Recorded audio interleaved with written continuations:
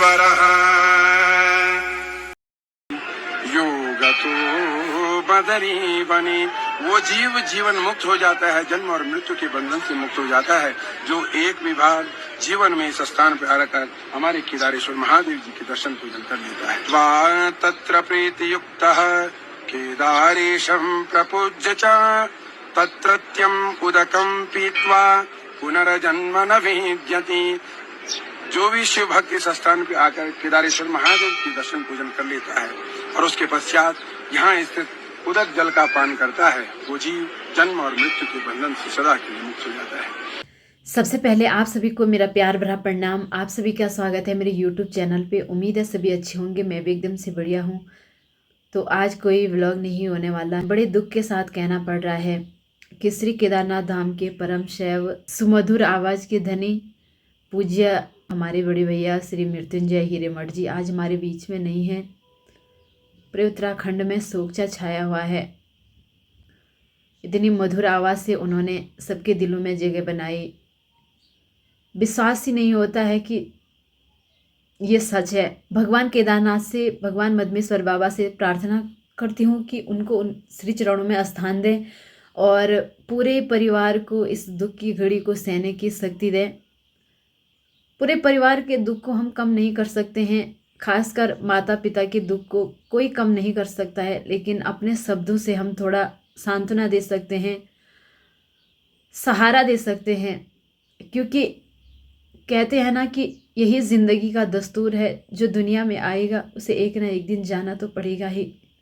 लेकिन अगर कोई अपनी उम्र लगा के जाए तो उतना दुख नहीं होता है, लेकिन अपनी आधी उम्र से पहले ही अगर कोई इंसान चला जाए ना तो कितना दुख होता है, हमसे बेहतर कोई नहीं समझ सकता है।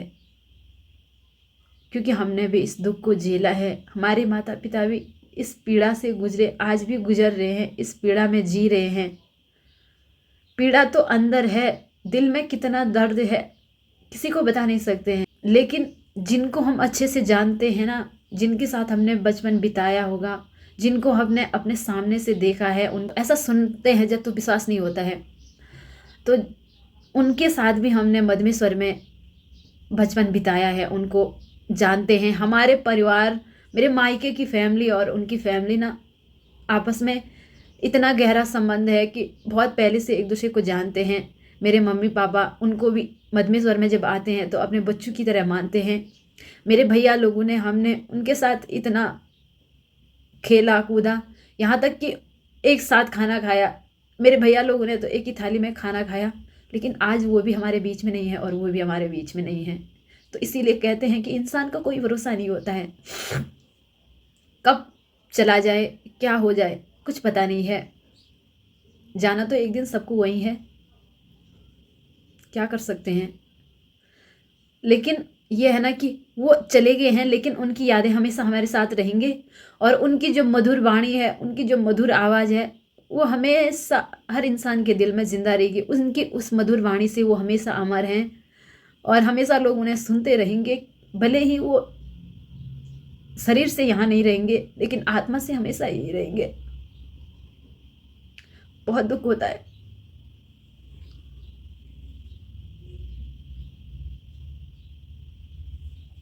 उनकी आवाज़ लोग हमेशा सुनते रहेंगे। जब तक हम रहेंगे ना तब तक वो जिंदा रहेंगे, जब तक इंसान सुंदर रहेगा।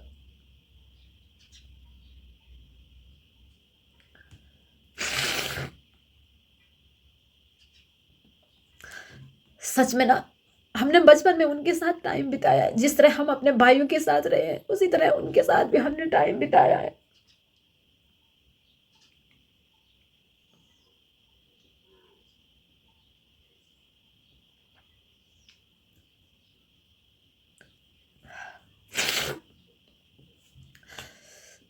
कोई किसी के दुख को ख़त्म तो नहीं कर सकते, लेकिन कम ज़रूर कर सकते हैं। क्योंकि कोई भी इंसान इस दुनिया में ऐसा नहीं है कि जिसने कोई दुख नहीं देखा होगा या जिसके साथ कोई घटना नहीं घटी होगी। हर कोई ऐसा है कि किसी के साथ कुछ, किसी के साथ। दुनिया में आधा से ज़्यादा लोग ऐसे हैं कि हर किसी ने अपनों को खोया है, अपनों के खोने के दर्द में जी रहे हैं। लेकिन जिस टाइम पे ये घटना घटती है तो उस टाइम पे ऐसा होता है कि जो हमारे साथ हुआ है वो किसी और के साथ हुआ ही नहीं होगा ज़िंदगी में, लेकिन ऐसा नहीं है। सबके साथ कोई ना कोई दुख होता है, लेकिन समय के साथ थोड़ा कहीं पे भूल जाते हैं। हंसने वालों के साथ हंस लेते हैं, रोने वालों के साथ रो लेते हैं, लेकिन दिल में जो दर्द होगा वो हमेशा रहता है। बस भगवान जी उनके परिवार को इस दुख की घड़ी में उनके साथ रहे, उनको सांत्वना दे, इस दुख को सहने की शक्ति प्रदान करे। इतना जवान बेटा खोया है जिस माँ ने, उस माँ के दिल में कितना दर्द होगा हमसे और हमारे माँ बाप से ज़्यादा कौन समझ सकता है। जिन माँ बाप ने अपने बेटों को खोया है उनसे ज़्यादा इस दुख को कौन समझेगा। बस दुख इस बात का होता है ना, जिनको हम जानते नहीं हैं, देखा नहीं है, जिनको हमने ना, उनका दुख उतना नहीं होता है क्योंकि हमने उनको देखा ही नहीं है, जाना ही नहीं है। लेकिन जिनको हम जानते हैं, जिनके साथ हमने बचपन बिताया हो, साथ में खेले हैं, तो उनके लिए थोड़ा ज़्यादा दुख होता है। कभी कभी सोचते हैं ना कि भगवान जी ने ऐसा क्यों बनाया है, जब अगर किसी को इस दुनिया में रखना ही नहीं है तो उसे लाते ही क्यों हो। बस दुख देने के लिए, दर्द देने के लिए। भगवान जी उनको अपने चरणों में स्थान दें, यही मैं भगवान से प्रार्थना करते हैं। और मेरे परिवार की ओर से आपको भावपूर्ण फिर से श्रद्धांजलि अर्पित करती हूँ।